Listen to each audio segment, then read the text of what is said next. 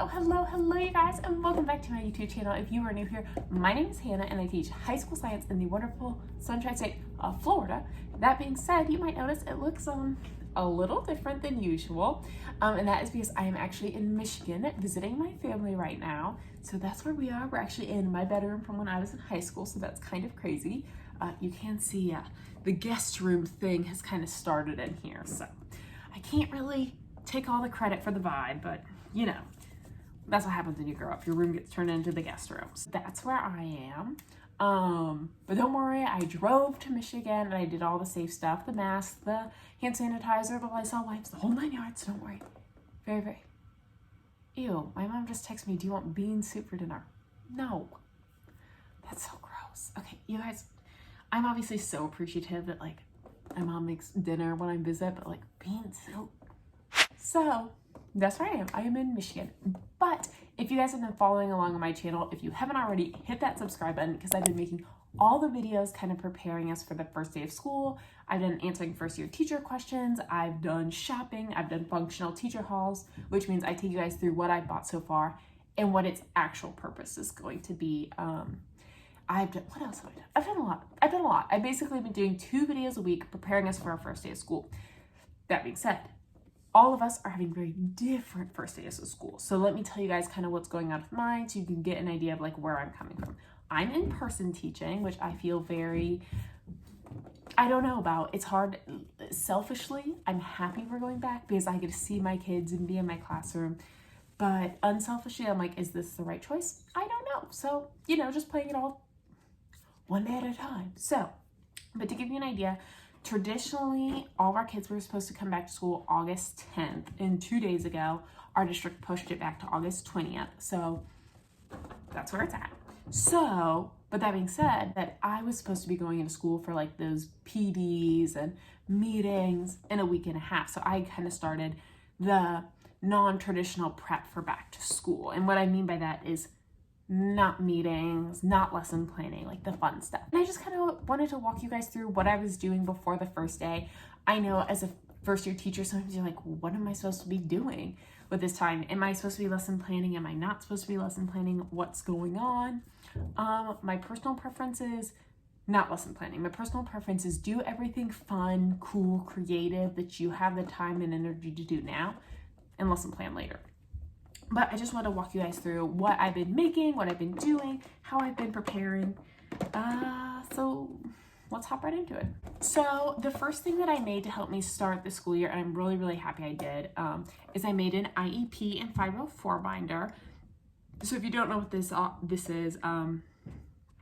is the plan for your gifted students. So your students who maybe have accommodations like longer testing, small group testing, maybe English is their second language, stuff like that.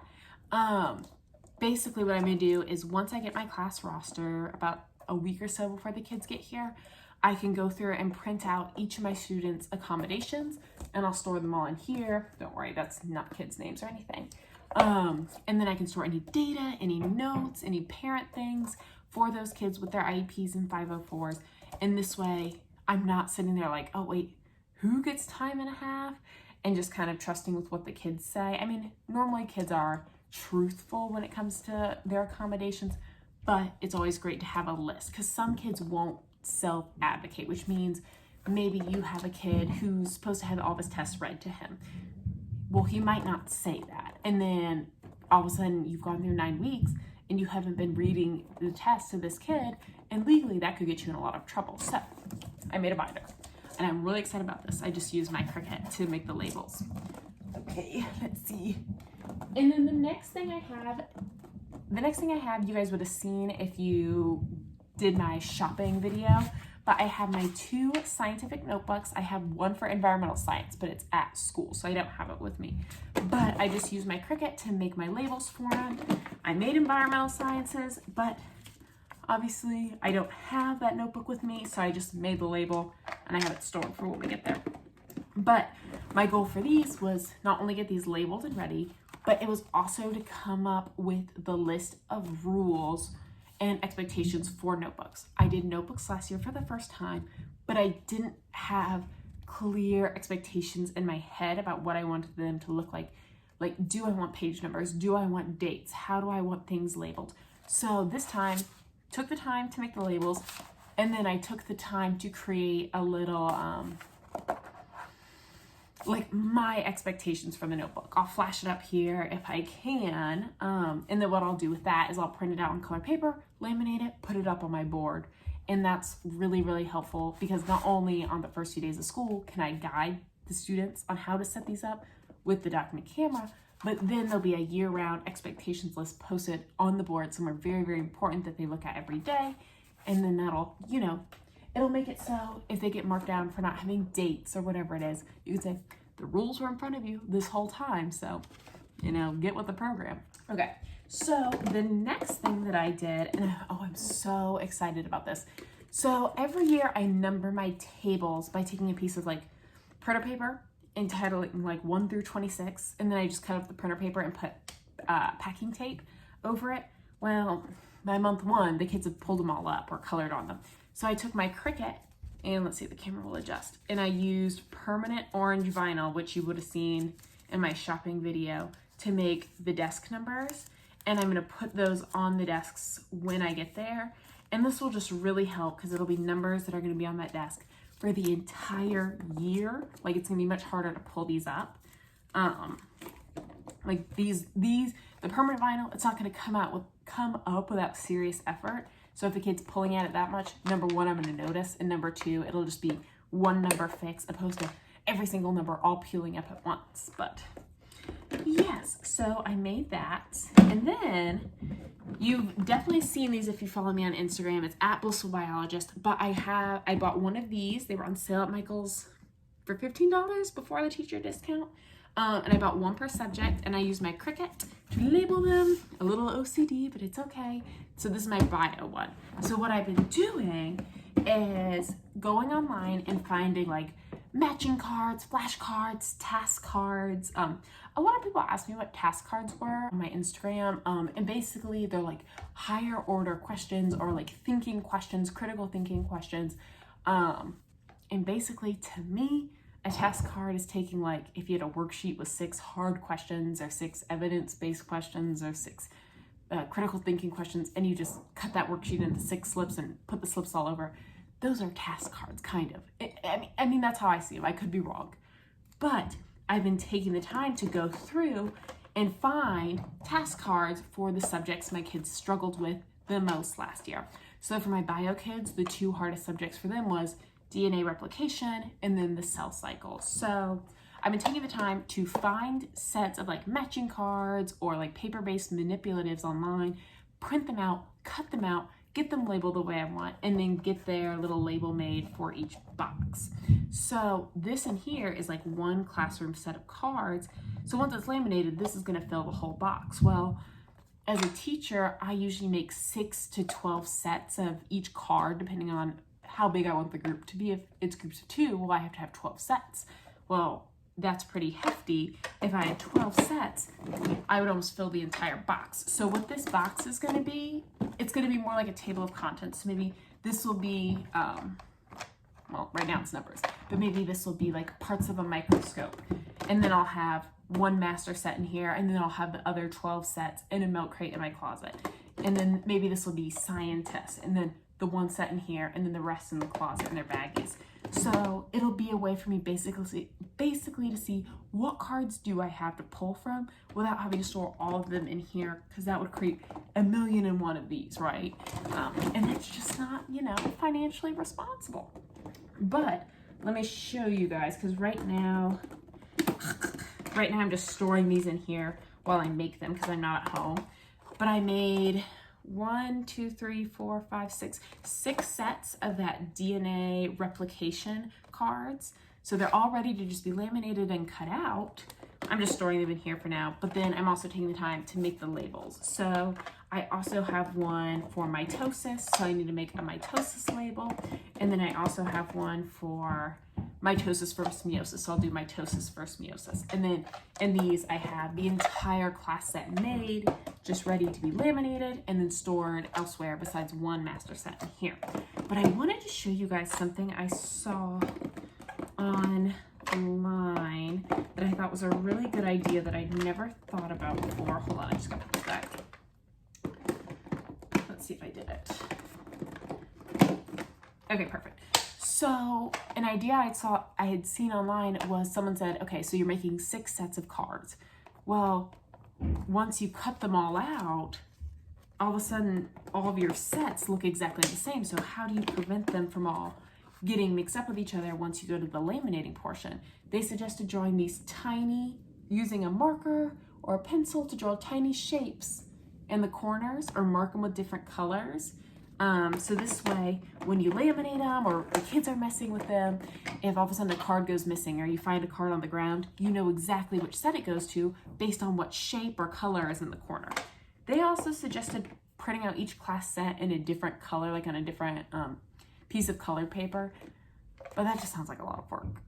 In retrospect, it probably would have been easier, but I chose to go with the symbols. So that's my half-done job, is just finding paper-based manipulatives, getting them all cut out, getting them with their class set symbols marked. And so now all I have to do is get the labels on these boxes and get these laminated and cut back out again, which I'll probably focus on next week. What else do I have? The last thing I'm doing to kind of prepare for the first day of school that I would really suggest doing is I have taken my planner. You guys know I have the Happy Planner. This is actually the annual planner. This isn't the teacher one. And the reason I went with this, let me show you guys. The reason I went with this one is because each day has 3 boxes, 1, 2, 3. Well, I teach 3 preps, enviro, bio, ecology. So that's perfect for me. I really like it. But once a date has already, what in the world? Once a date has already passed, I pull out those dates and then, oh my gosh, I'm struggling. I can replace it with note paper for meetings. But this gets me to what I really do preparing for the start of school is I make a before the first day list. I don't know if it's gonna focus on that. And every single time I think of something I need to do, like upload syllabus to Canvas, create remind codes, remind code sheet, get the kids on Canvas, get water in your school fridge, print and laminate the notebook rules. I just write it all down, and so this way, and like will be a running list for the next 3 weeks. And so this way, it's not something that I'm like, oh, I need to accomplish this on Tuesday. It's just like, okay, at some point in the next 3 weeks, we got to get this done. So it really helps me to create a running list that's super random. Only one thing's crossed off, so that's kind of embarrassing. But we're kind of in the note writing stage.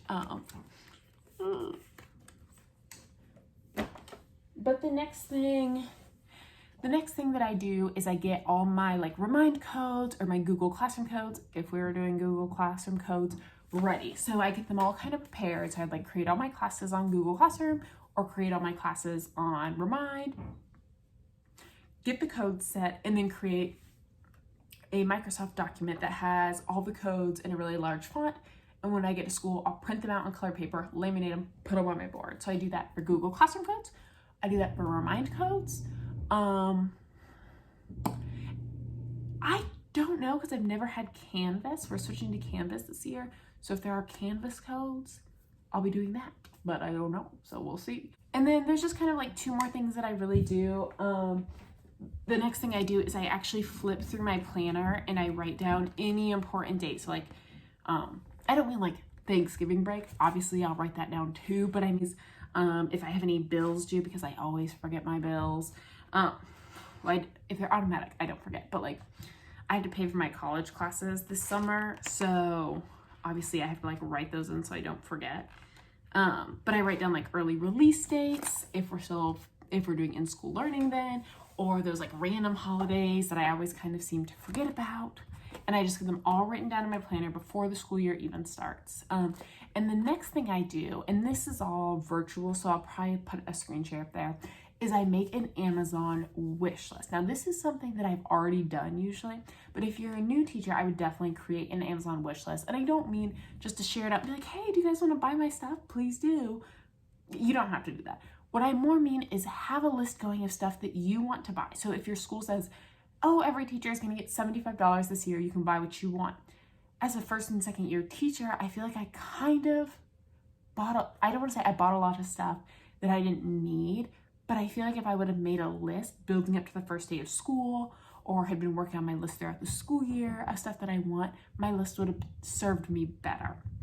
So if you're thinking of stuff that you want now, maybe you want that microphone, maybe you want math manipulatives, whatever that thing is that you want, write it down now. So this way, when administration comes to you, if they do, this year's kind of interesting, and says, hey, we have 50 spare bucks, we have 300 spare bucks to buy teacher supplies, do you want anything? You know exactly what you want. So write that stuff down early. And that is kind of everything I do to help me prepare for the first day of school. I will definitely, oh yeah, one thing I forgot to tell you guys, I always sort of plan first day of school activities, but I don't really lesson plan anything yet, because I would wait till those PD days and those school meeting days to kind of really nail down what your administration is. Sorry if you guys hear all that. My kitchen is upstairs. I would really wait for those meeting days or like to chat with your principal to figure out exactly what they're going to want for those first day of school. More likely than not, kids might be coming and going from your classes. They get schedule changes. There's going to be pictures. There's going to be drills. There could be rallies. There could be pep rallies.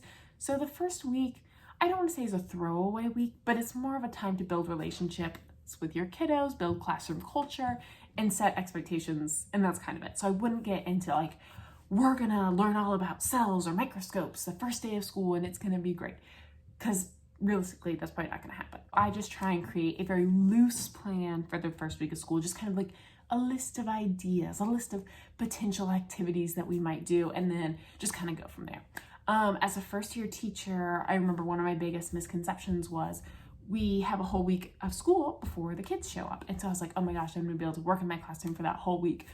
No, I had almost no time in my classroom that week before school. I was in so many meetings, whether it was with my school, whether it was professional development meetings, whether it was like the principal wanting to introduce me to all these people, like my mentor teachers, whether it was my mentor teacher meeting with me, that I had such a tiny amount of time in my classroom that I ended up like overloading myself that first week because I just did not prepare enough. So what I mean when I say prepare, an exact plan in my head of what I want my classroom to look like. So this way I don't go in and be like, oh, I don't know what I'm gonna do, and spend a whole day kind of like moving things around, shuffling about. But this way you're like hitting the ground running and you're getting it set up. So I would have an idea of what you want your classroom to look like. I would have kind of your vague idea of how your first week of school is gonna look. I would know all your classroom policies. You can definitely adjust them, but have at least a set that you're willing to go with, and they can be adjusted as you talk to mentor teachers and admin. And that's kind of it. You know, your first year is going to be a lot of fun, whether you're virtual or in person. If you're virtual, the time you get to go, once you finally get to go back into the classroom, it is going to be that much more special. So, but that is kind of everything I do to prepare. I'm sure you guys will see me 1,000,001 more times before our school year officially starts, but I just wanted to give you guys kind of an update of what I'm doing, where I'm at, how am I preparing, so you guys, you know, you're in the know. I don't know. I feel like y'all want to know these things. Maybe you don't, but if you made it all the way to the end, thank you so much for watching my video, and feel free to comment down below something that you do to prepare for the school year, because I know we're all looking at each other for ideas and kind of, you know, we're all a team, and I know it sounds silly, but I learned so much from you guys, whether it's your comments, whether it's other YouTube videos, whether it's Instagram posts. I really do learn a lot from like reading what other people are doing. So definitely comment down below what you're doing if you would like to share, and I will see you guys next time.